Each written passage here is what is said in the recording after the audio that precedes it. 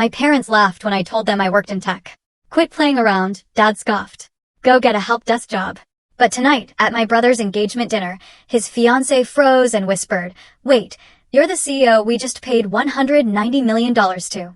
Okay, buckle up, because let me tell you, there are moments in life where reality hits you with a punch so hard it leaves you breathless, and you realize everything you thought you knew was about to shatter.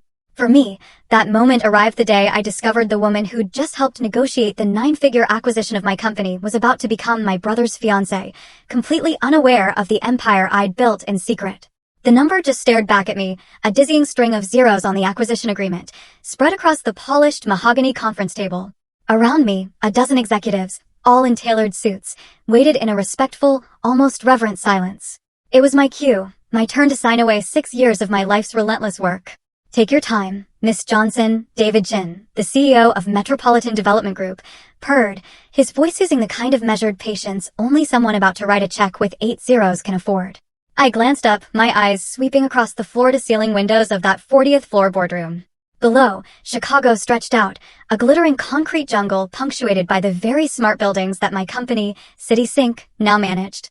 Somewhere in that vast urban sprawl, my parents were probably having a quiet lunch, completely oblivious that their struggling daughter was moments away from becoming one of the youngest self-made female entrepreneurs in prop-tech history. The irony, the sheer, bitter irony, wasn't lost on me. In just 3 hours, I'd be sitting at Michael's engagement dinner, politely listening to my mother suggest I apply for entry-level positions, all while secretly carrying the weight of a monumental 9-figure exit in my pocket. "Miss Johnson." Amanda Parker, Metropolitan's sharp VP of Corporate Development, leaned forward slightly, her perfectly manicured fingers drumming once, softly, against her sleek leather portfolio. "Any final questions before we proceed?" I almost laughed, a dry, humorless sound that stayed trapped in my throat. Amanda had absolutely no idea that in exactly 3 hours and 27 minutes, she'd be shaking hands with my brother across a crisp white tablecloth, introducing herself as his fiancée. She had no clue that the family dinner she'd casually mentioned postponing for this very signing was the exact same dinner where I'd planned to just sit quietly in the corner, playing the role of the perpetually underachieving younger sister. Life, it seemed, really did have a twisted, dark sense of humor. I pressed the pen to the paper, my hand steady despite the earthquake rumbling beneath my calm exterior. I signed my name, Sarah Elizabeth Johnson, CEO and co-founder, CitySync Technologies. The room erupted in polite, professional applause. Handshakes and congratulations followed, but my mind was already racing, speeding ahead to the conversation I'd both dreaded and anticipated for years. Tonight, my two impossibly separate worlds were about to collide in the most spectacular, unimaginable way. "Sarah, computers are a hobby, not a career." Those words, chillingly clear, echoed in my head as I gently set the signed contract aside. My mind drifted back to where it all began. Highland Park, Illinois, 1998. I was 8 years old, cross-legged on our pristine hardwood floor, utterly absorbed in the mesmerizing glow of our family's brand new gateway computer. In the next room, my older brother Michael dutifully practiced his violin. Our house wasn't just a home, it was a shrine, a monument to a very specific kind of achievement. Dr. Robert Johnson's framed medical degrees lined the hallway. Mom's law school diplomas and bar association awards dominated her home office. Michael's academic trophies took up an entire bookshelf. And there I was, quietly teaching myself to code basic HTML, while my parents discussed my concerning lack of focus in hushed kitchen conversations. Dad's obsession with traditional success wasn't arbitrary. I learned years later that he'd tragically lost a patient early in his career due to a simple communication error between hospital departments, a preventable disaster that cemented his belief that only established, highly regulated professions could ever be trusted with important work. Technology, to him, was unproven, unreliable, even dangerous. Mom's fierce commitment to conventional achievement came from a different, yet equally ingrained place. Victoria Johnson had clawed her way to the top of a male-dominated law firm in the 1980s. She earned respect through traditional markers of success that no one, absolutely no one, could question or dismiss. She'd learned that in a world that constantly doubted women's capabilities, the safest path was always the most conservative one. They weren't cruel parents, not at all. They loved me, I knew they did. But they loved me through the narrow, limiting lens of their own hard-won wisdom, which meant steering me, with determined insistence, away from anything that looked remotely risky or unconventional. Sarah built a website for her school project.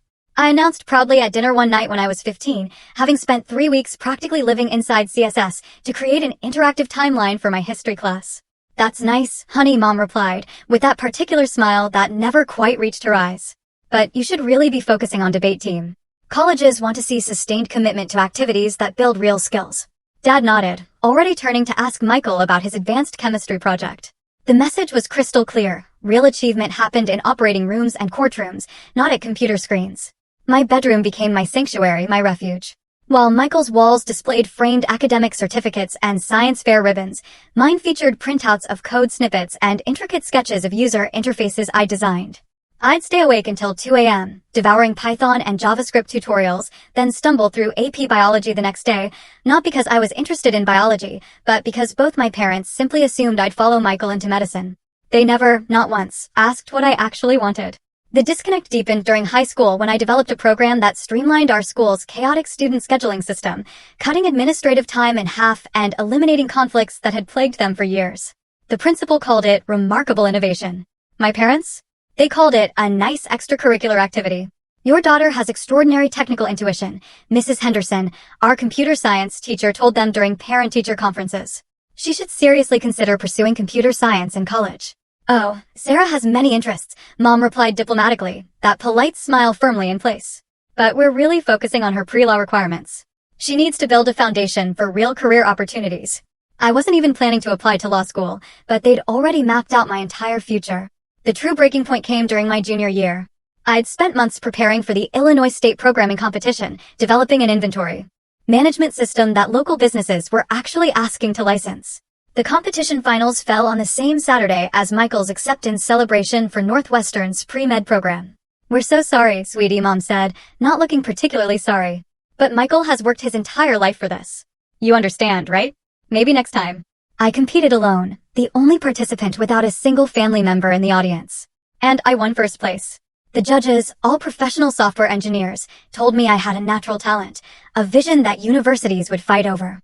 I came home, clutching my trophy, to find our house bursting with relatives, a triumphant cacophony of celebration for Michael's acceptance. My first place finish warranted a distracted, "That's wonderful, dear," from Dad before he returned to toasting my brother. That night, lying in my bed, staring at the ceiling, I made a decision that would define the next 15 years of my life. I would succeed on my own terms, without their validation. I would build something so undeniable, so utterly spectacular, that they'd have no choice but to finally see me clearly. I just had no idea how long, how incredibly long, that would take. College applications became a battleground. My parents pushed aggressively for Ivy League schools with strong pre-law programs. I, just as aggressively, applied to state universities with excellent computer science departments. When my acceptance to Northwestern's McCormick School of Engineering arrived with a merit scholarship, their reaction was swift and decisive. "You're throwing away your potential," Dad said, disappointment evident in every syllable. "Your test scores could get you into Yale." Mom's voice rose, a high-pitched edge to it. "Computer science? That's not a field for someone of your capabilities." What they really meant was, that's not a field worthy of a Johnson. Michael, home from his first year at Northwestern's medical program, tried to mediate with his usual well-meaning condescension. "Maybe it's just a phase, Mom. Let her get it out of her system before law school." Get it out of my system. As if my burgeoning passion for technology was some kind of childhood illness that needed curing. I left for college that fall, carrying their palpable disappointment like a lead weight in my chest, but also with a lightness, a sense of liberation I'd never felt before. Finally, I could pursue what I truly loved without the constant, suffocating judgment. Northwestern's campus was an awakening. For the first time in my life, I wasn't just the daughter squandering her potential on computer games. I was Sarah, the student professor singled out for innovative approaches to complex problems. I found myself surrounded by brilliant minds who spoke my language, who valued what I could create. During sophomore year, I met Emma Rodriguez in an advanced algorithms class. While other students struggled with the final project, designing an efficient system for real-time data processing, Emma and I finished ours in half the assigned time and added features the professor hadn't even requested. "You two think differently than most programmers," Professor Martinez told us after class.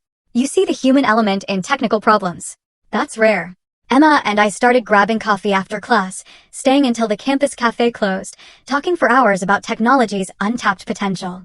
She was brilliant, driven, and like me, came from a family that didn't quite understand her path, though her parents' skepticism was gentler, rooted in concern rather than outright dismissal. "The real estate industry is completely broken," Emma declared one night, her laptop open to an article about inefficient building management systems. My dad manages commercial properties in Phoenix. Half his day is wasted on stuff that should be automated, tracking who's in which space, managing access, coordinating maintenance. It's like the industry just stopped innovating in 1995. What if we could change that? I asked, and something just clicked. Over the next week, we sketched ideas on napkins on whiteboards, envisioning a platform that would revolutionize how buildings managed everything from access control to space utilization. By semester's end, we had the skeleton of what would eventually become CitySync. Summer break meant returning to Highland Park, where absolutely nothing had changed, except my own growing conviction that I was meant for something infinitely bigger than my family could ever imagine. So, what exactly do you do for work? The question came from my Uncle Jim at Thanksgiving dinner in 2018. I was 25 and CitySync had just closed our series of funding round. Our platform was managing 12 commercial buildings across Chicago, and we'd been featured in PropTech Weekly as ones to watch. I work in property technology, I said carefully, database management, mostly. Not technically a lie, just dramatically incomplete. Oh, like IT support? Linda chimed in. That's good stable work. Are there opportunities for advancement? Across the table, Michael, now a second-year resident, received a 15-minute ovation for successfully assisting in his first major surgery. I sat there, knowing that our company's algorithms had prevented 3 security breaches and optimized energy usage for over 50,000 office workers that month, and said absolutely nothing. The isolation was crushing, a deep, persistent ache, but it was also protective. I'd learned to guard my professional life from people who'd never valued it, even as that life grew increasingly remarkable. Emma and I had moved to Chicago right after graduation, subletting a cramped studio apartment in Wicker Park. We lived on ramen and cheap coffee, coding until our eyes burned, taking freelance web development gigs to pay the rent. Our first office was a corner table at a 24-hour diner on Division Street. We incorporated in Delaware, like every proper startup, filed our patents, and started pitching to VCs along the entrepreneurial circuit. The early rejections were brutal. PropTech is too niche. Building management isn't sexy. 2 college kids can't disrupt legacy real estate. You realize we're completely insane, right? Emma said one night at 3 a.m., debugging our authentication system while surrounded by empty energy drink cans. Probably, I agreed, but we are insane with purpose. CitySync's core innovation was elegantly simple, a SaaS platform that used biometric authentication to seamlessly integrate building access, space management, and user analytics. Employees could enter buildings, book conference rooms, order food, and access services with a simple fingerprint or facial scan. Building managers could track utilization patterns, optimize energy usage, and enhance security through real-time data analytics. What made it revolutionary wasn't the individual components. Other companies had pieces of the puzzle. It was the integration. We created a comprehensive ecosystem that transformed legacy buildings into responsive, intelligent environments. We were disrupting an industry that hadn't truly innovated since the 1990s. Our first breakthrough came through Professor Martinez, who connected us with Janet Chin, a frustrated property manager at a downtown office. Complex. Show me what you've got, Janet said during our pitch, her skepticism palpable.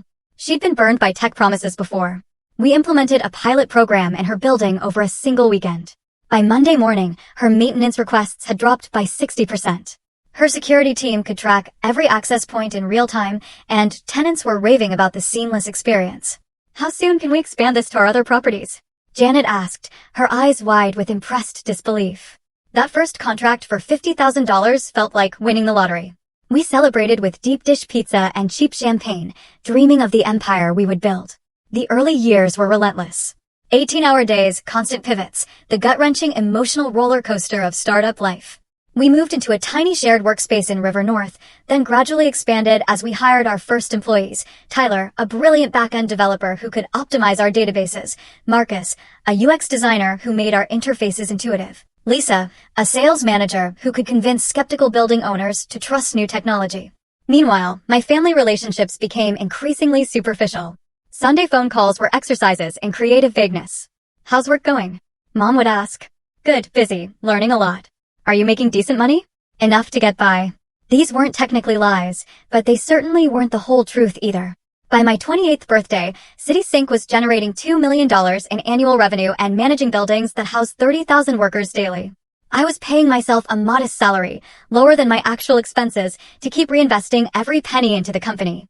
So, getting by was technically accurate, even as my equity stake grew increasingly valuable. The cognitive dissonance was exhausting. In professional settings, I was a rising star, whom industry publications were beginning to notice. At family gatherings, I was still the daughter who'd never quite found her footing.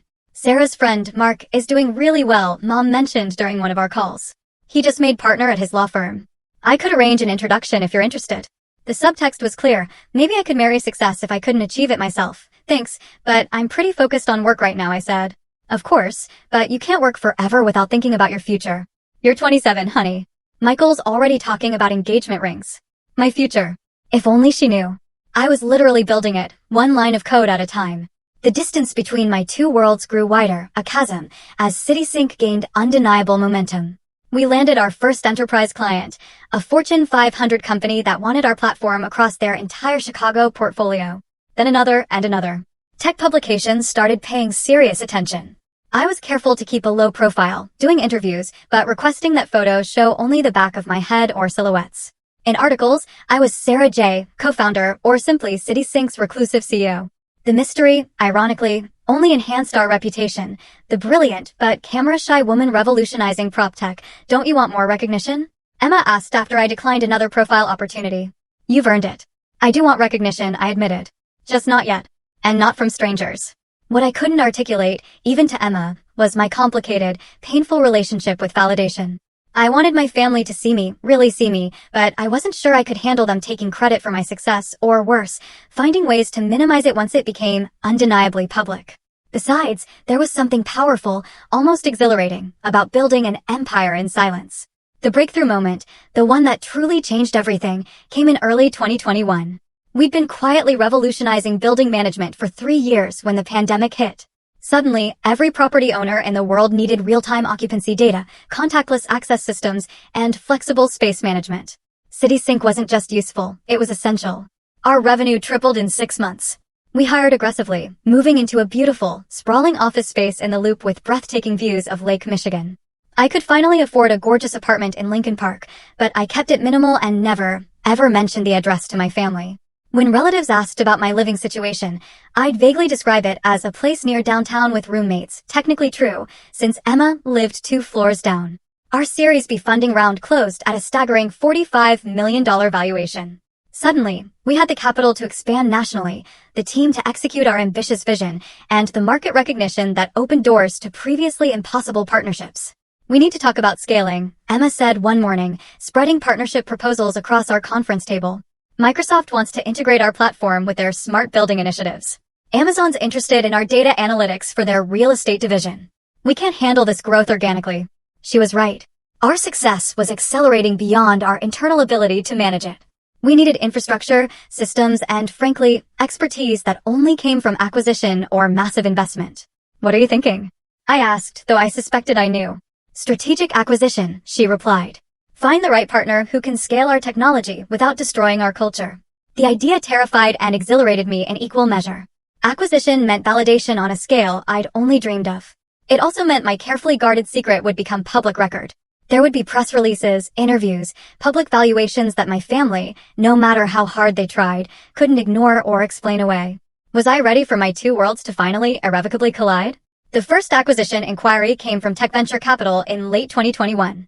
Their offer was flattering, but premature, $25 million for a company we knew was worth significantly more.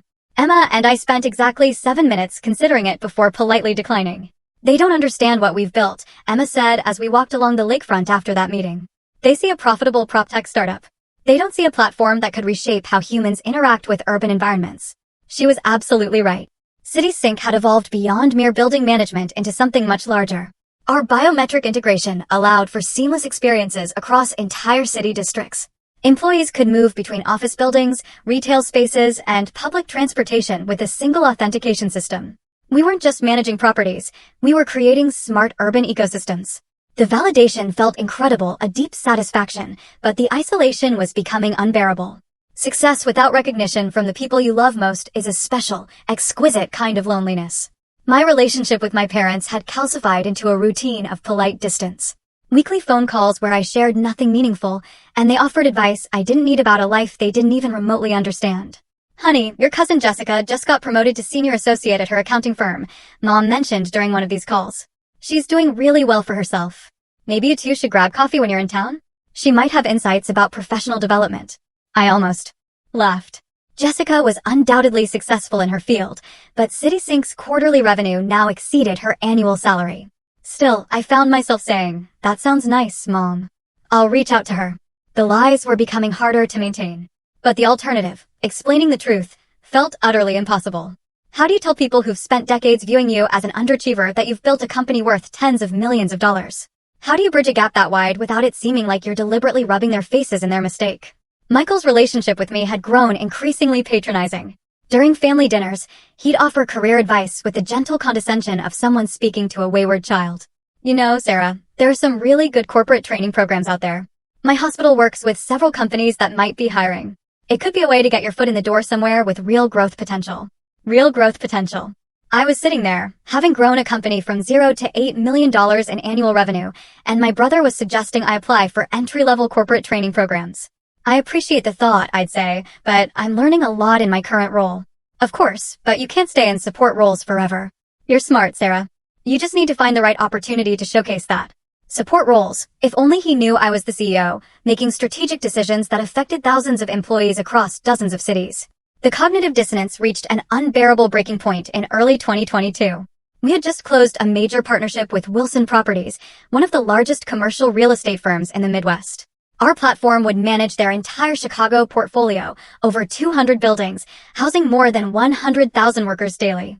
The press release called it a game-changing partnership that positions CitySync as the dominant player in the Midwest PropTech industry.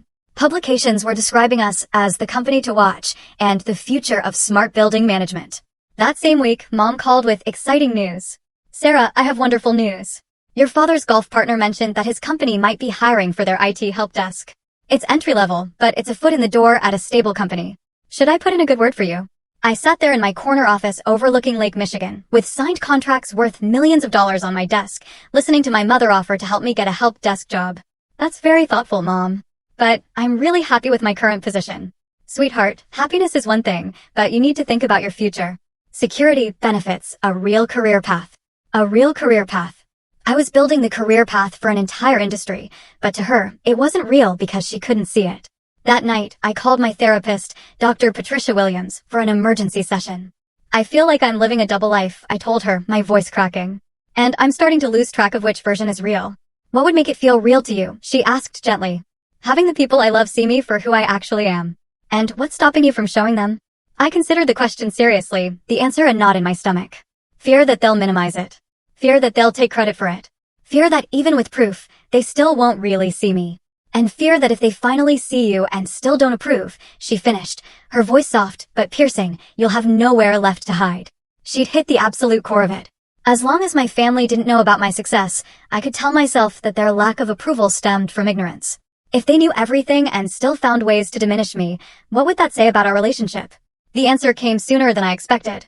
In March 2022, Metropolitan Development Group reached out through intermediaries. They weren't just interested in CitySync, they were interested in revolutionizing their entire approach to property management and urban development. "They're talking about integration, not just acquisition," Emma said excitedly after our preliminary meeting with their representatives. "They want to build their next-generation platform around our technology." The numbers being discussed were staggering. Initial conversations suggested a valuation in the $150 to $200 million range. It wasn't just life-changing money, it was family-silencing money. The kind of success that would be utterly impossible to minimize or explain away. "Are you ready for this?" Emma asked, her eyes searching mine. "I don't know," I admitted. "But I think it's time to find out." The due diligence process began in earnest. Teams of lawyers and accountants crawled through every single aspect of our business. Metropolitan's leadership team toured our offices, interviewed our employees, and stress-tested our technology platform. Through it all, I maintained my low profile.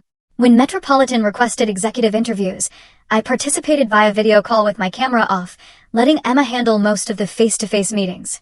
When they asked for promotional materials, we provided Emma's photo and professional background while describing me simply as Sarah J., co-founder and CEO. The strategy was deliberate. Emma became the public face of CitySync, while I remained the phantom architect. Every industry publication featured her photograph alongside shadowy silhouettes or back-of-head shots of me. The mystery enhanced our reputation, the brilliant but camera-shy woman revolutionizing PropTech. "They're going to want to meet you in person eventually," Emma warned. "You can't stay anonymous through a $190 million acquisition." She was right, but I wasn't ready. Not yet.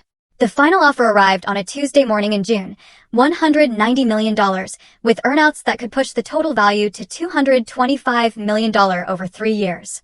Emma and I would remain with the company post-acquisition, leading the integration of CitySync's technology across Metropolitan's entire portfolio. "This is it," Emma said, reading through the term sheet, her voice laced with awe. "This is what we've been building toward." I stared at the numbers, and for the first time in years, I wasn't thinking about the money. I was thinking about the conversation I'd have to have with my parents. I was thinking about sitting across from them and explaining that their struggling daughter had just engineered one of the largest PropTech exits in Chicago history. "There's something else," Emma said carefully, pulling me from my thoughts. "Amanda Parker, their VP of Corporate Development, mentioned that she's engaged to a doctor at Northwestern Memorial. Someone named Michael Johnson." My blood ran absolutely cold. "Michael Johnson." "Yeah," Emma continued, oblivious. She seemed really excited about some family dinner next week. Small world, right? Small world indeed. In 7 days, I'd be sitting at my brother's engagement dinner, meeting his fiancée, Amanda Parker. The same Amanda Parker who'd spent 3 months conducting due diligence on my company and negotiating the terms of my $190 million exit. The universe, it seemed, had decided it was time for my two worlds to collide, whether I was ready or not. All that remained was signing the papers and facing the consequences. The signature room on the 95th floor of the John Hancock building had been Michael's choice for his engagement dinner, and I had to admit, it was perfect. Floor-to-ceiling windows offered panoramic views of Chicago, the city lights twinkling like scattered diamonds across black velvet. It was the kind of place that demanded celebration, that echoed with success stories and impressive achievements. Too bad they had no idea what story they'd really be hearing tonight. I arrived exactly on time, not early enough to help with arrangements, as Mom had subtly suggested, nor late enough to make an entrance. Just punctual and composed, like the businesswoman I'd secretly become. The hostess led me to our private dining room, where my family had already gathered around an elegantly set table for 12. Crystal glasses caught the ambient lighting, casting prismatic patterns across white linens. The Chicago River wound through the city below, its dark surface reflecting the urban skyline I'd helped make smarter. "Sarah." Michael spotted me first, crossing the room with the easy, confident stride of someone who'd never once questioned his place in the world. "I'm so glad you could make it." He embraced me warmly, and for a moment, I felt a sharp pang of guilt about the revelation I was about to unleash. Michael wasn't a bad person. He was just someone who'd never been forced to see beyond his own comfortable experience. "Come meet Amanda," he said, guiding me toward the windows where a tall, elegant woman stood silhouetted against the city lights. Even from behind, I recognized her immediately. Amanda Parker, VP of Corporate Development, the woman who'd spent 3 months analyzing every aspect of my business. She turned as we approached, and I watched recognition flicker across her features. Confusion at first, then a slow, dawning realization that made my stomach clench. "Amanda, this is my sister, Sarah," Michael said with barely concealed pride. "Sarah, meet Amanda Parker, my brilliant fiancée." "It's lovely to finally meet you," Amanda said, her professional composure miraculously intact despite the obvious shock in her eyes. "Michael talks about you constantly." I wonder what exactly he says, I thought, shaking her perfectly manicured hand. "Congratulations on your engagement," I said sincerely. "I'm happy for you both." Mom appeared at my elbow, her critical gaze scanning my outfit, a simple but elegant black dress that had cost more than most people's monthly rent, though she'd never know that. "Sarah, I see you found something appropriate to wear." "That's nice." The pause spoke volumes. "We've seated you next to Cousin Margaret. You always got along with her." Translation: they'd positioned me far from the important guests, where my perceived lack of impressive achievements wouldn't detract from the evening's celebratory mood. Dinner began with champagne toasts that felt like elaborate theater. Dad spoke first, his voice thick with emotion as he raised his glass. "To my son, Michael, who has made us proud every single day of his life. And to Amanda, a brilliant, accomplished woman worthy of him. We couldn't ask for a better addition to our family." Mom's toast followed, a carefully crafted speech highlighting Michael's achievements from his first science fair victory to his recent promotion to chief resident. She concluded with, "And now he's found a partner equally dedicated to excellence." To Michael and Amanda. As glasses clinked around the table, I noticed Amanda watching me with growing intensity, as if trying desperately to reconcile the underachieving sister she'd heard about with something she couldn't quite place. The first course arrived, seared scallops with truffle oil, and conversation flowed around me like water around a stone. I fielded the usual questions about my job situation with practiced deflection. "I work in property technology," I told Cousin Margaret when she asked. "Data management and system integration." Oh, that sounds technical, she replied, with the same tone one might use to discuss a minor illness. Is there room for advancement in that field? Before I could answer, Uncle Jim leaned across the table. Sarah, Michael mentioned you might have a lead on a position at Apple. That would be quite a step up. A step up? I took a careful sip of wine, acutely aware of Amanda's eyes on me. In my purse was a signed contract making me one of the youngest female entrepreneurs to exit a prop tech company for 9 figures. But to my family, a hypothetical entry-level position at Apple would represent the pinnacle of success. I'm actually quite satisfied with my current work, I said simply. Dad overheard and joined the conversation with his usual paternal concern. Sarah, there's no shame in accepting help to get your foot in the door somewhere respectable. We all want to see you succeed somewhere respectable. The irony was almost physically painful. From across the table, Amanda's stare intensified. Recognition was dawning in her eyes like a sunrise breaking over Lake Michigan. Sarah, she said, during a lull in conversation, her voice cutting through the ambient noise of clinking glasses and polite laughter. Forgive me, but is your last name Johnson? The table quieted. Michael looked completely confused. Of course it is, Amanda. She's my sister. Amanda set down her fork with deliberate precision. You're Sarah Johnson, from City Sync. And there it was. The moment I'd both dreaded and anticipated for years. Yes, I said simply, meeting her gaze steadily. Wait, Amanda continued, her professional demeanor cracking slightly, giving way to pure shock. You're the Sarah Johnson? The founder and CEO of CitySync Technologies? The company my firm just acquired for $190 million.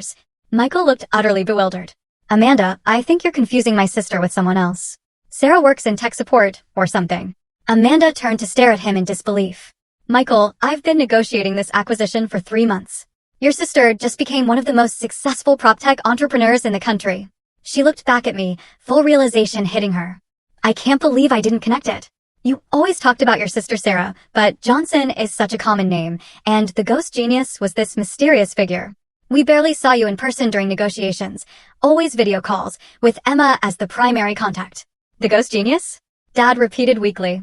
That's what the industry calls her, Amanda explained, her voice now filled with professional admiration, completely overriding the awkward family dynamics.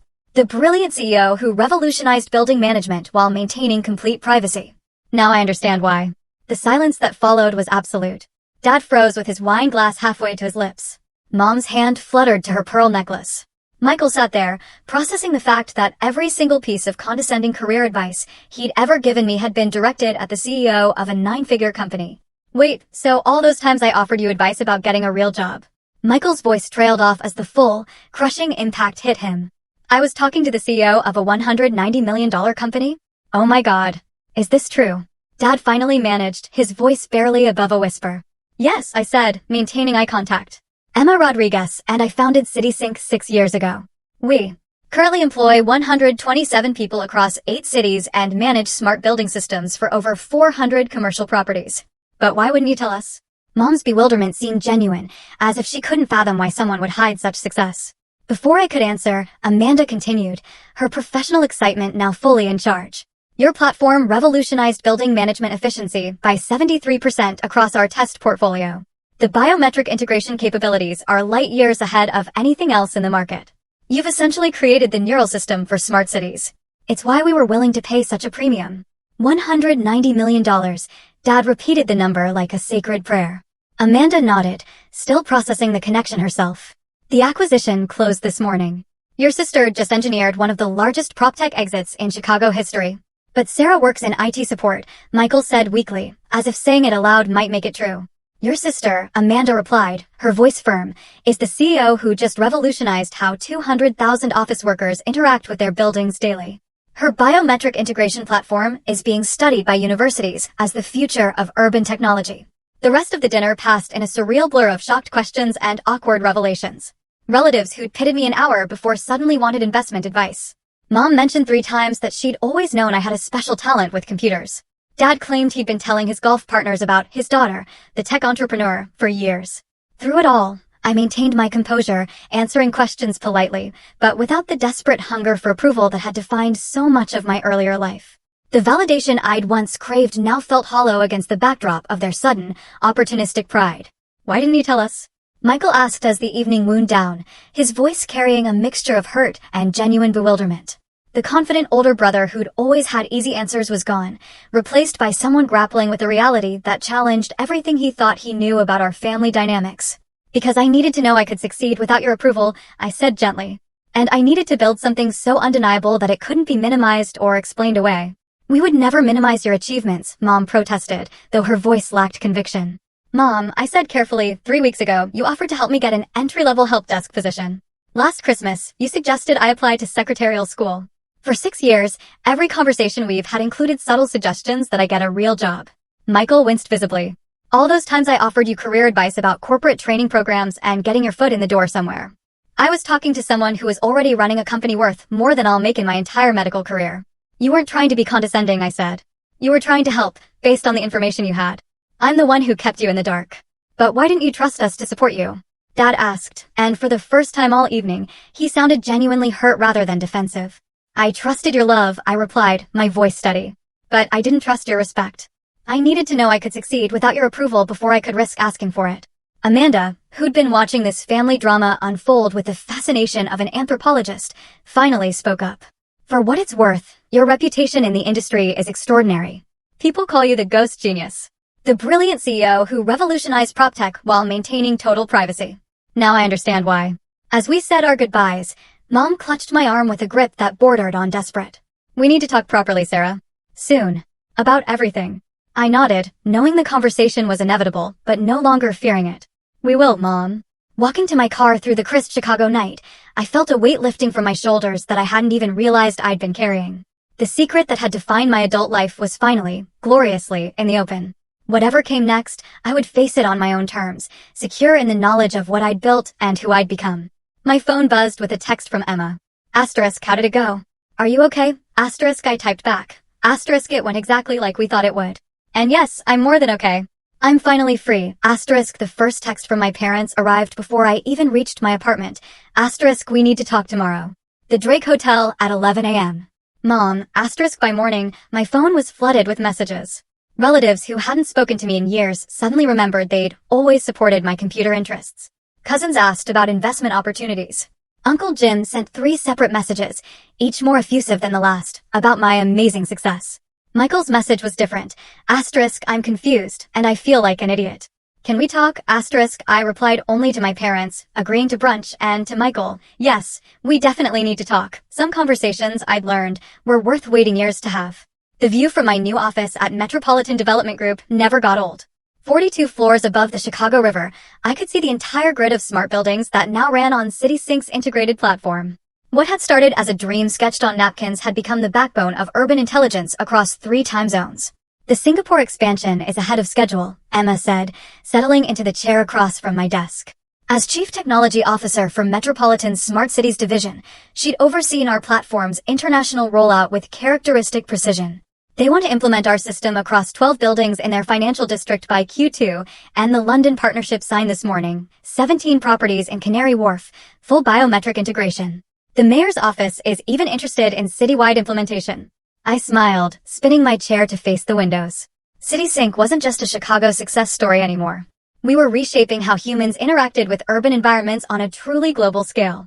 Buildings across 4 continents now used our technology to create seamless, intelligent experiences for over 800,000 people daily. The adjustment to life post-acquisition hadn't been seamless, but it had been incredibly rewarding. Working within Metropolitan structure meant access to resources we'd never dreamed of as a startup. But it also meant learning to navigate corporate politics and maintaining our innovative culture within a much larger organization. David wants to know if you're ready for the Tokyo presentation next month, Emma continued, referring to Metropolitan's CEO. The Japanese partners are specifically requesting the ghost genius herself. I laughed.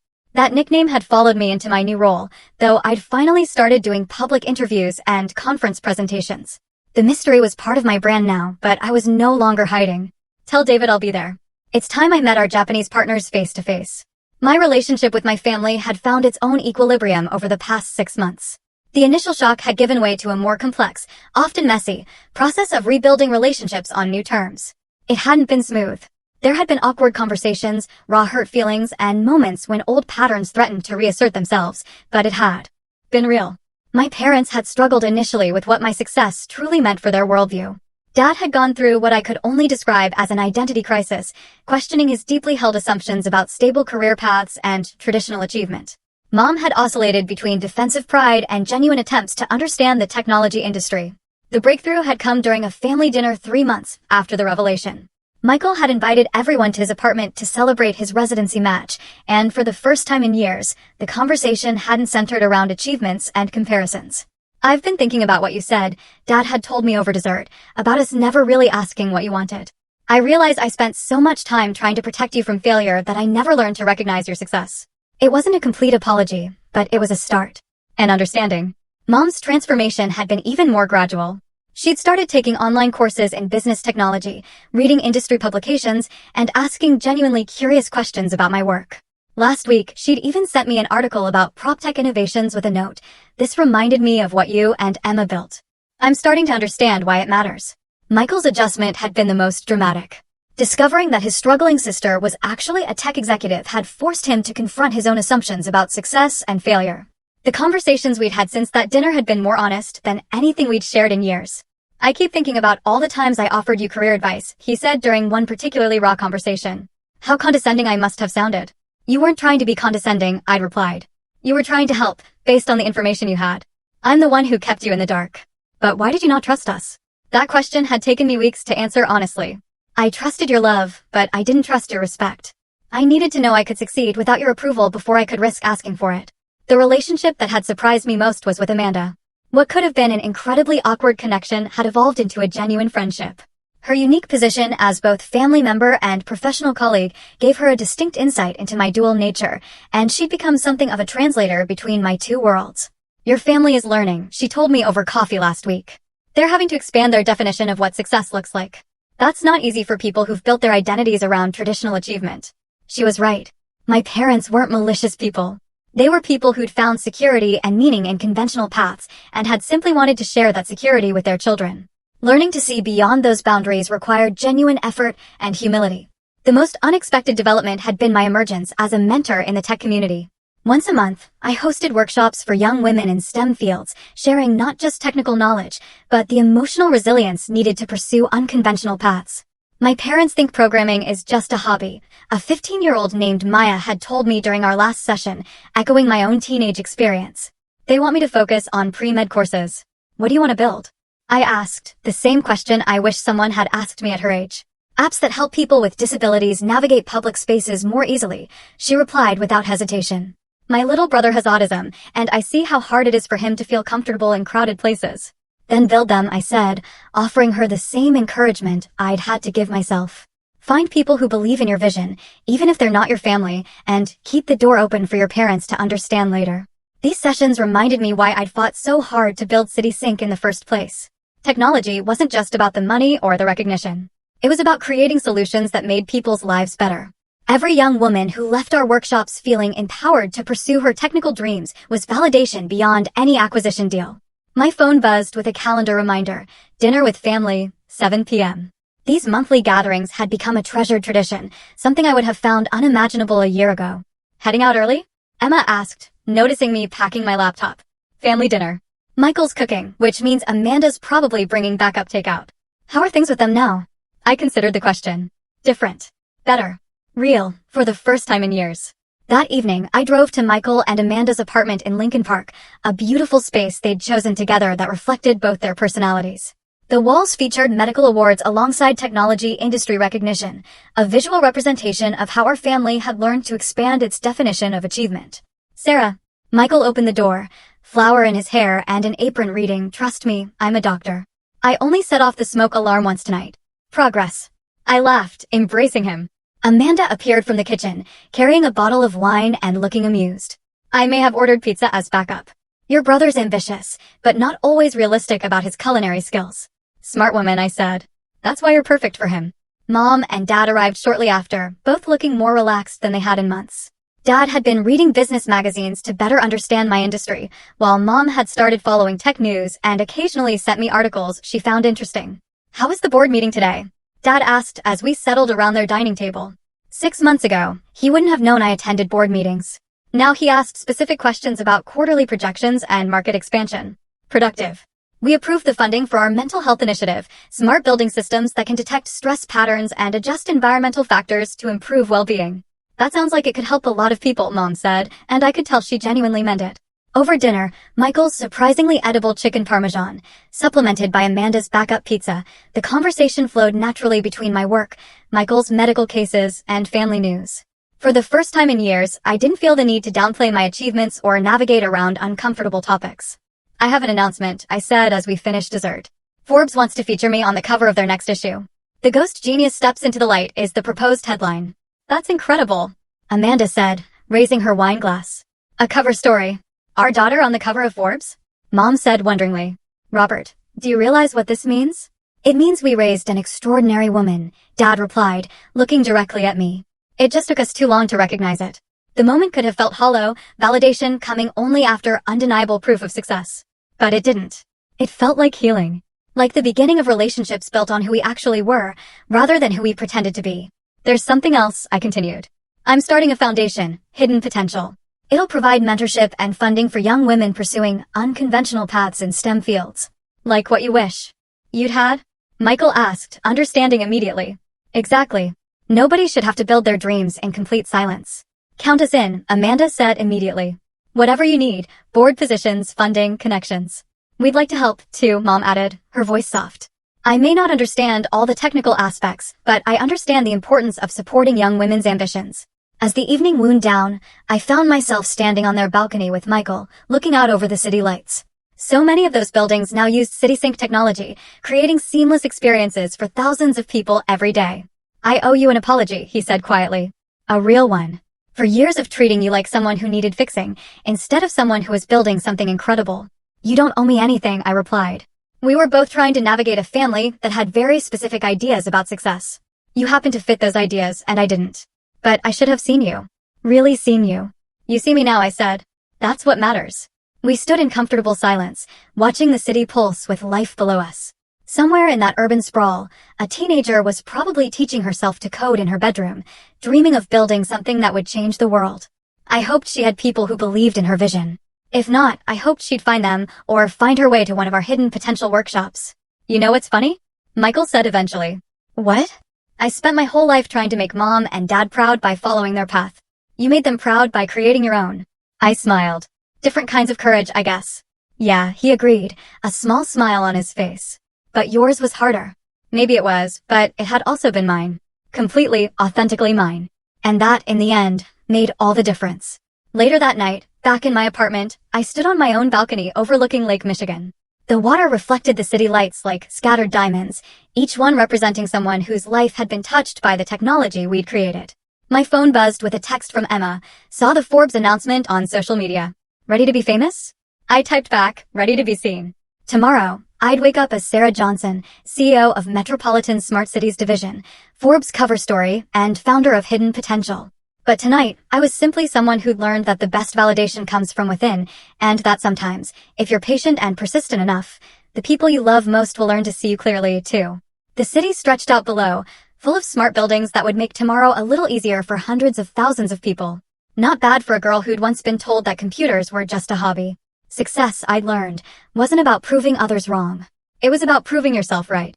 And sometimes, if you built something undeniable enough, the world, including your family, would have no choice but to see you for who you really are.